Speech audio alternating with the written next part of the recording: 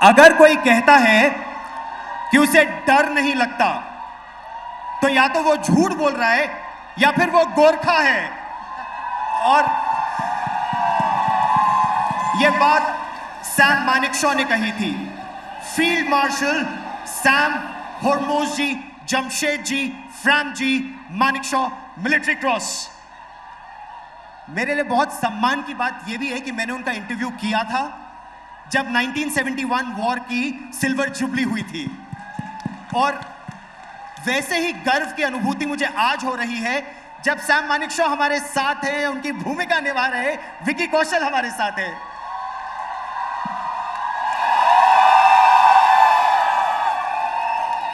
कैसे हैं आप सब दिल्ली वालों? दिल्ली में जितना जोश दिखता है ना वो कहीं और नहीं दिखता।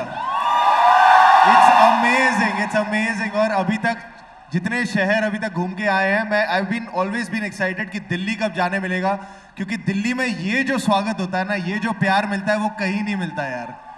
Thank you so much. Thank you. Hi sir. ये मेरा प्रश्न था, आपने ले लिया। हमारे साथ मेघना गुलजार भी है, लेखिका भी हैं और इस फिल्म की निर्देशक भी हैं। बहुत बहुत स्वागत है आपका। बहुत बहुत शुक्रिया। आप सबका उत्साह देख के बहुत ही खुशी होती है। और फिल्म 5 दिन दूर है और जो नर्वसनेस है वो थोड़ी सी इस वक्त कम हो गई है, क्योंकि आप सबका एक्साइटमेंट देखे वो थोड़ा सा नर्वसनेस कम हो गई है। उससे ज़्यादा it's a very proud moment for us to be sitting here with sir who is a veteran of the 71 war. I think वो सबसे ज़्यादा हमारी खुशनसीबी है। और ये मेरे लिए बहुत सौभाग्य की बात है कि हमारे साथ ब्रिगेडियर त्रिगुणेश मुखर्जी हैं। ब्रिगेडियर मुखर्जी 1971 वॉर के वेटरन भी हैं, हीरो भी हैं, और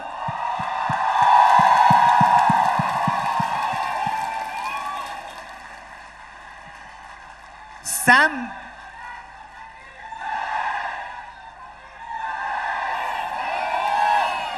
1971 का युद्ध शुरू होने से पहले ही यह बांग्लादेश जो अब बना है या उस समय ईस्ट पाकिस्तान था, जो पहली कुछ पलटनें अंदर गई थी या ब्रिगेड्स अंदर गई थी, उसका भाग थे brigadier Mukherjee as a young army captain.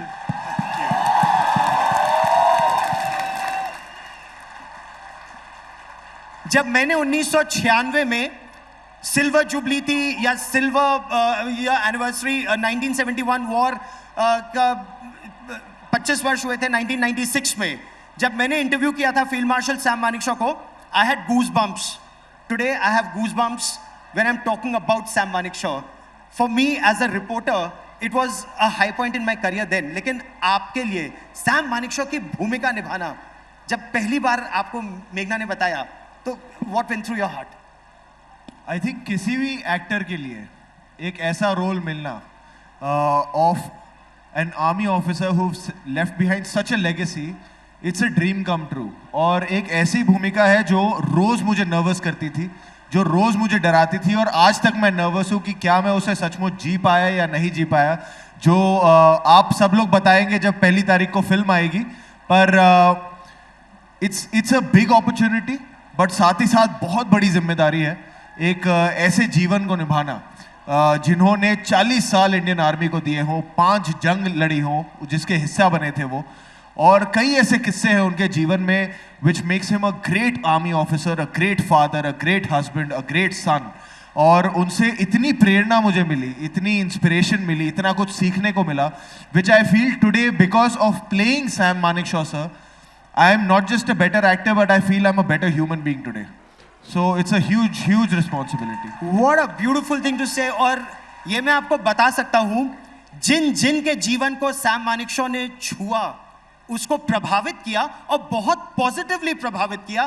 खैर मुझसे ज्यादा तो ब्रिगेडियर मुखर्जी ये हमें बता पाएंगे, लेकिन मेघना ji, how did you even think कि सैम मानेकशॉ पर एक मूवी बनाएंगे? आपके मन में ये विचार आया कैसे और आप इस पर आगे कैसे बढ़ी?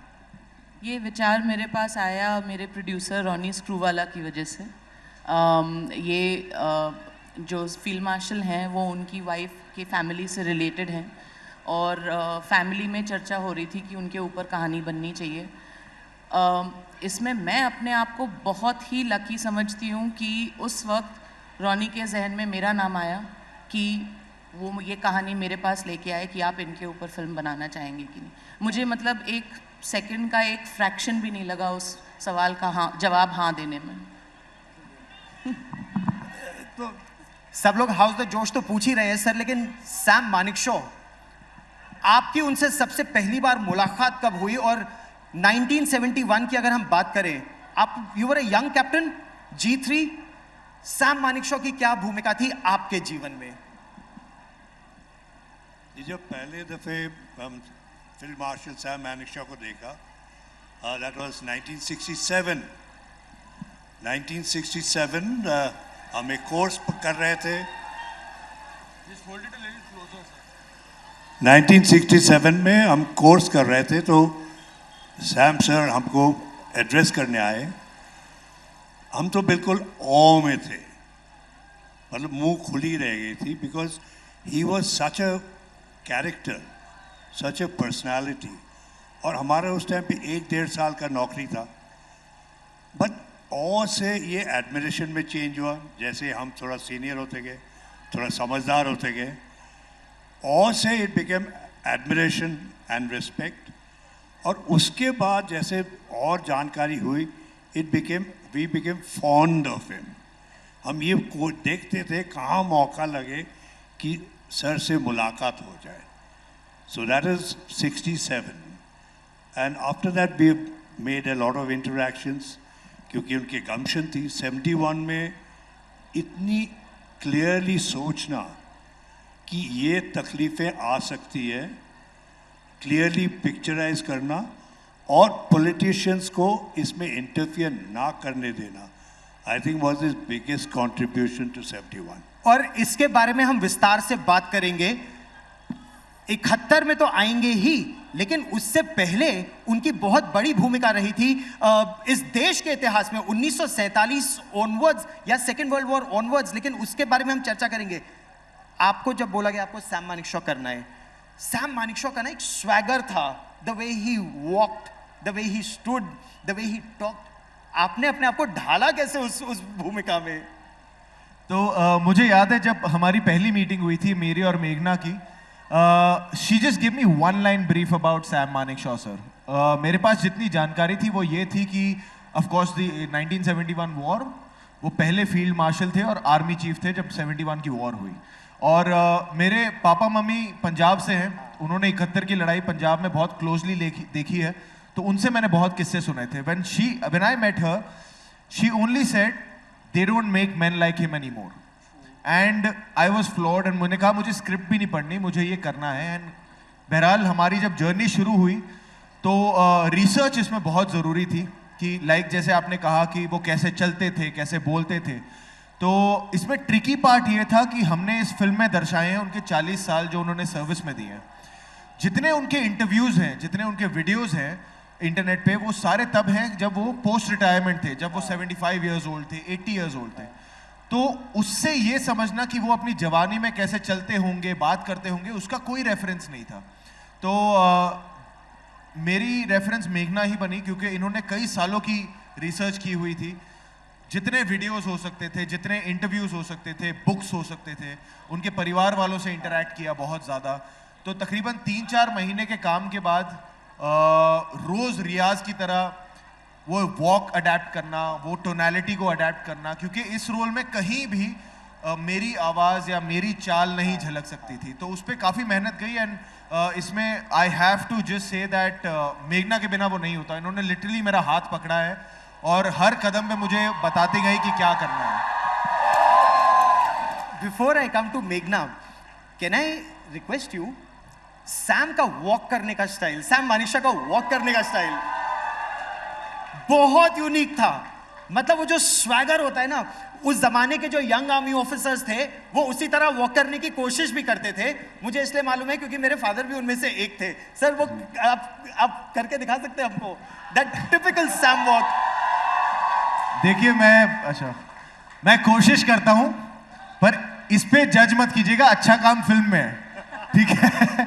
पर मैं कोशिश करता हूं। तो जो मैं वहां से एंट्री करता हूं, डायरेक्टर साहब ने बोला एंट्री करके आओ, तो उनका जो गेट था, आप एक्शन बोलोगे? ओके, फिर लाइन भी बोलूंगा, ठीक है? फिर डायलॉग भी बोल देना साथ में. So, Meghna, you say action and I'll try. All right, and we are set. Action.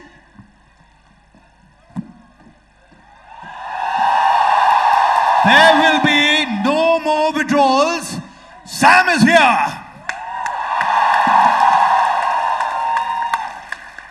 I promise you, picture में इससे better है. और ये जो लाइन है, क्लोज अप लगाओ यहाँ. What a line. लेकिन इस लाइन का सेना के इतिहास में बहुत महत्व है. पहले मेघना और फिर ब्रिगेडियर मुखर्जी. इस लाइन का महत्व, there will be no more withdrawals. ये लाइन उस वक्त की है जहाँ दो बहुत ज़रूरी चीज़ें हुई थी. उस वक्त फील्ड मार्शल मेजर जनरल थे और वो 1962 के वॉर में हिस्सा नहीं ले पाए थे क्योंकि वो DSSC में कमांडेंट थे और कई वजहों से उनकी आगे की प्रमोशन नहीं हुई थी. जब 62 के वॉर में हमारी बुरी तरह से हार हुई और कई कमांड पोस्ट्स में चेंजेस किए गए, तो 4 कोर का कमांड फील्ड मार्शल मानेकशॉ को, उस वक्त जो मेजर जनरल थे, उनको दिया गया. सो ये वाक़या उनकी ज़िंदगी में भी एक बहुत बड़ा माइलस्टोन है कि उनको as a change of command उनको 4 कोर दिया गया. जब वो वहाँ गए तो उन्होंने देखा कि वहाँ जो उनके जवान हैं, जो उनके ऑफिसर्स हैं, उनका मोराल बहुत ही लो था क्योंकि उनकी तैयारी सही से नहीं की गई थी, उनको मोटिवेट सही तरह से नहीं किया गया था और वो हार चुके थे. उनका ये मानना था कि अगर वो अपने ट्रूप्स को सही तरह से मोटिवेट नहीं करेंगे तो वो आर्मी तक छोड़ने के लिए उनके जवान तैयार थे. तो तब उन्होंने ये बात कही कि आज के बाद, अब मैं यहाँ हूँ, मैं आ गया हूँ, आज के बाद कोई भी ऑफिसर या जवान, आगे बोलो, मेरे रिटन ऑर्डर के बिना अपनी पोस्ट से पीछे नहीं हटेगा और मैं वो ऑर्डर कभी नहीं दूंगा.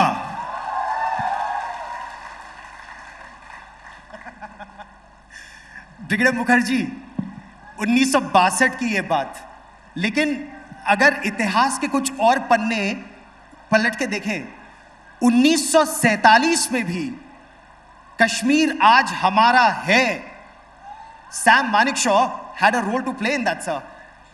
Very true. This is what we have heard first time, including from the Field Marshal. Jab Maharaja was not signing the accession, so VP Menon, Sam Manekshaw went to Nehru, and Sardar Patel asked Nehru, "Do you want Kashmir? If you want Kashmir, then they have to go." जब तक नेहरू तब तक सोच रहे थे, तब तक Sardar Patel turned around and told Manekshaw, "You've got your orders, go." And that saved us. So एक एयरक्राफ्ट लेड ऑन था उनके लिए, श्रीनगर एयरपोर्ट पहुंचे एंड इतिहास बिल्कुल ही चेंज हो गया. तो ये थी सैम बहादुर की भूमिका हमारे देश के इतिहास में. सेकेंड वर्ल्ड वॉर के बारे में भी बात करेंगे, लेकिन विकी उससे पहले आपने जो भूमिका निभाई है एक ऐसे व्यक्ति की, लार्जर देन लाइफ, और when he was a young officer in the second world war, shot in the stomach in the battle of Burma, 9 गोलियां लगी थी पेट में, रिटन ऑफ, सबने बोल दिया था ये बचेंगे नहीं. वो भूमिका और फील्ड मार्शल की भूमिका 3 घंटों में कैसे? आई थिंक इट्स ये सवाल ज्यादा डायरेक्टर के लिए है, दोनों के लिए एक्चुअली. आपने वो एक्ट कैसे किया और आपने वो डायरेक्ट कैसे किया? आई थिंक मैं इनकी इंस्ट्रक्शंस को फॉलो करता गया. जिस सिचुएशन में हम मतलब सैम सर को believe, like, and it's all factual, जो भी वो सिचुएशन में थे, I was trying to only do it emotionally, जो सोच कर कि ये उस समय पे ये इमोशनली फील कर रहे होंगे. जैसे आपने ये कहानी बताई कि 9 गोलियां लगकर भी, and it's an anecdote available online, कि तब भी जब डॉक्टर उनसे पूछ रहे हैं कि क्या हुआ, वो कह रहे हैं कुछ नहीं, बस एक खच्चर ने लात मार दी. अब एक ऐसा इंसान जो 9 गोलियां पेट में होते हुए भी कह रहा है कि अगर मैं जाऊंगा तो जोक सुना के जाऊंगा, you know that spirit to create on screen is, I don't know if it's possible. We have tried our best and we really have our fingers crossed कि लोगों को ये लगे कि अच्छी लगे बुरी लगे is a different story, but we really hope and pray कि लोगों को लगे कि एक fitting tribute was given to a man of the stature of Field Marshal Sam Manekshaw. Absolutely. लेकिन वो जो प्रश्न जो आपकी दिशा में आ रहा है, एक 20 साल के नौजवान की पेट में 9 गोलियां लगी हैं, सर्वाइवर और 60 साल का फील्ड मार्शल, पूरे देश के लिए एक मिसाल। 3 घंटे में कैसे आपने कैद किया? एक्चुअली सबसे बड़ी सहूलियत हमको ये मिली कि जो 20 साल के सैम HFJ मानेकशॉ थे, जो IMA में थे, और जो फील्ड मार्शल सैम मानेकशॉ थे, उनकी जो मूल कोर स्पिरिट थी वो सेम थी शुरू से लेके एंड तक। सो वो हमारे लिए एक बहुत अच्छा एक रोड मैप बना हुआ था।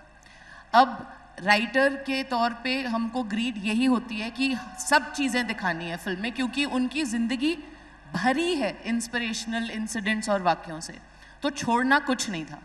तो हमने बहुत मेहनत राइटिंग पे की कि हम किस तरह से सीन्स को पिरोएं कि ज़्यादा से ज़्यादा मटेरियल, उनके इंसिडेंट्स, उनकी ज़िंदगी के माइलस्टोन्स हम सीन्स में ढाल सकें, ताकि हम एक मतलब कॉम्प्रिहेंसिव जीवन की कहानी हम दिखा सकें, ना कि उनकी ज़िंदगी का कोई एक चैप्टर या कोई एक फेज़। मकसद यही था कि अगर करेंगे तो पूरी ज़िंदगी दिखाएंगे और अच्छे से दिखाएंगे। तो कोशिश यही की है। आई होप कि जब ऑडियंस देखे तो उनको भी यही लगे। मतलब वैसे कहते हैं कि ट्रेलर से नहीं पता चलता, लेकिन ट्रेलर तो लाजवाब है, अनडाउटेडली लाजवाब है। लेकिन ब्रिगेडियर मुखर्जी, हम लोग फील्ड मार्शल मॉन्टगोमरी की बात करते हैं, फील्ड मार्शल रोमेल की बात करते हैं, जनरल मैकार्थर की बात करते हैं, और उन्होंने बहुत अच्छी भूमिका निभाई अपने अपने देशों के लिए। लेकिन फील्ड मार्शल सैम मानेकशॉ, भारत के लिए जो उन्होंने किया, इस देश के लिए जो उन्होंने किया, हर बैटल में, मतलब सेकेंड वर्ल्ड वॉर 47 का आपने हल्का सा जिक्र किया, 62 में he was kept out of operations for whatever reasons जिक्र हुआ, 65, 71, उनके बारे में जितना कहा जाना चाहिए, लिखा जाना चाहिए, हो नहीं पाया। बिल्कुल सही कह रहे हैं आप। जितना उनके बारे में लिखना चाहिए था लिखा नहीं गया है एंड दर्शाया नहीं गया है। एंड जैसा गौरव कह रहा है कि सितांग रिवर के पास जब उसकी गोलियां लगी, सर्जन ने रिफ्यूज़ कर दिया कि मैं ऑपरेट नहीं करूंगा। उनका जो सिख बडी था उसने उसको कंधे पे ले जाके फिर बोला सर्जन को, तुमने करना है। एंड व्हाट ही सेड, क्या हुआ पूछा तो बोला खच्चर लगा। उसके बाद आप चलते हैं 47, Kashmir is what it is thanks to Sam Manekshaw. इसमें कोई शक नहीं होने चाहिए किसी के दिमाग में।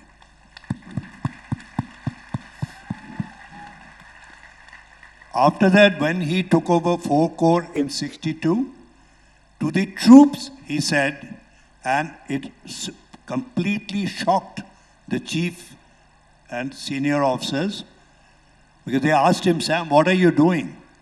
I'm advancing.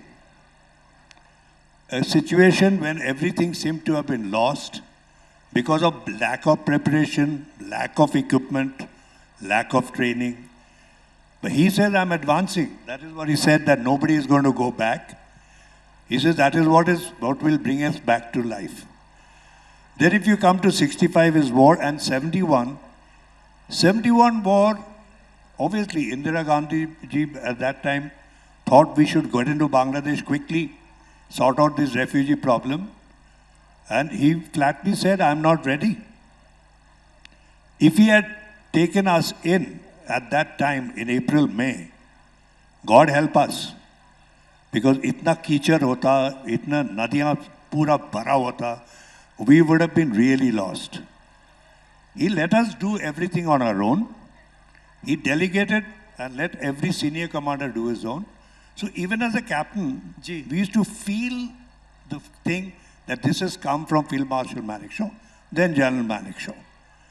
और वो आपको इंस्पायर करती थी वो सारी स्टोरीज उस तरह की, और ये जैसा ब्रिगेडियर मुखर्जी ने बताया, मेघना आप ये दिखा भी पाई हैं कि पॉलिटिकल प्रेशर वो विथस्टैंड करते थे, चाहे 62 हो या 71, चाहे कृष्ण मेनन रहे हो जिन्होंने कोर्ट ऑफ इंक्वायरी खुलवा दी उनके खिलाफ, या 71 में इंदिरा गांधी को बोलना, बैक ऑफ उनकी कैबिनेट को बोलना।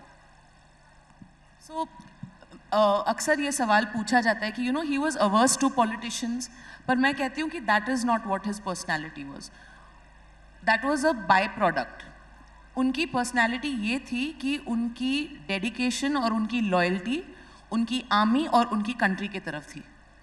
उसकी वजह से एक बाय प्रोडक्ट होता था कि उनकी अवर्जन होती थी पॉलिटिकल इंटरफियरेंस से।